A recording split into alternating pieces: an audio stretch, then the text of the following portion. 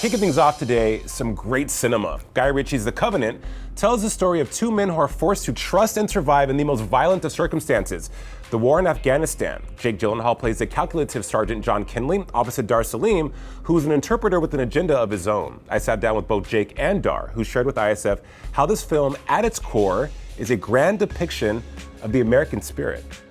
Jake, Dar, so good to see you. This movie was incredible. Jake, I want to start with you. You play Special Forces Sergeant John Kinley. In every role you take on, Jake, there is that's something compelling about the story you tell and the role that you play. What was that something about John?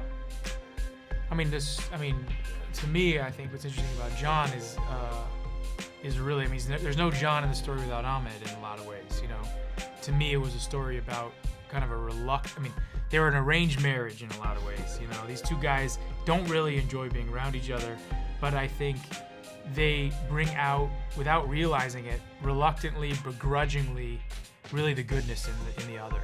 And to me, I think that's what this made me want to tell the story was, you know, it's sort of the best of what America is, and we as Americans are.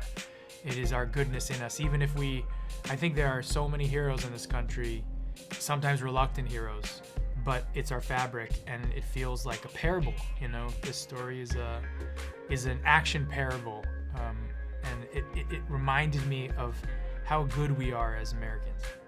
I couldn't agree more. Dar, your character Ahmed is an interpreter, and events in this movie are real life. My brother served 2 tours in Afghanistan, so there were a lot of U.S. allies, Afghani allies to the U.S. left behind that were looking for a new life in the U.S., that were promised a new life in the U.S., preparing for this role, the research for that, and making sure that these stories were told as accurately as possible. What was that like for you?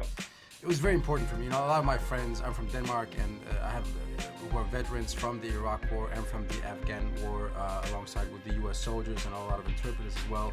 And for me, you know, for me it was an honor to play a guy like that, and to make him portray him as someone that you could identify with, even as a European or as an American, and to show that even though they're from different cultures, different backgrounds, they look different.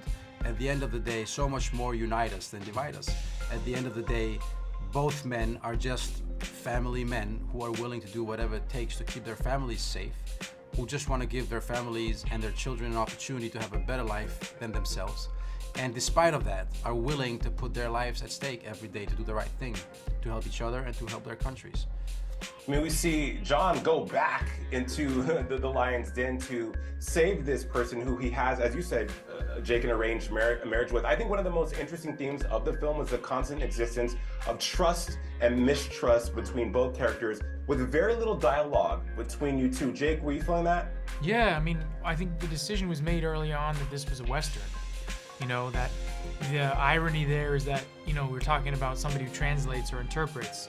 A lot of times we would think of that as, you know, dealing with a lot of verbal exchange. But in truth, I think my favorite line in this is the line that Ahmed says to John, where he says, "I'm not here to translate, I'm here to interpret." And in a lot of ways, that's what the movie's about. It's about the behavior between two people communicating everything, not the words, and how we read that.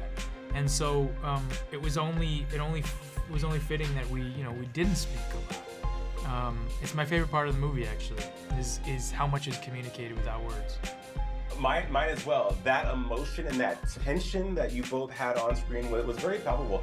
Guy Ritchie's directing, Jake, he pretty much gave, both of you, Dar and Jake, gave you carte blanche to let go and be free with this. You know, the script, as you said, Jake, you were talking on the Hot Ones with Sean Evans, that you were expecting, 110 pages of a script, but it gave you 50 and was like, hey, just go and be you. What is that freedom like for you? What he said was, here's an idea for what we're gonna do. This is the structure, right? And we're gonna discover things together. But he wrote every scene every day. It was that we came in every morning and we would discuss what we had filmed before, the day before, the week before, and as we started to accumulate the story, he started to understand it better. And so he would write more, he would give us more. We would try something, he would want us to do something else. It was a constant kind of space of discovery, you know? And for me, I'm so inspired by that, because look, I make movies at this point with so much gratitude, but I make them for my experiences with the people I'm working with. You know, that's what we have. These are our lives. And when you work with someone who creates creative connection like he does, it's the best. It's the ideal.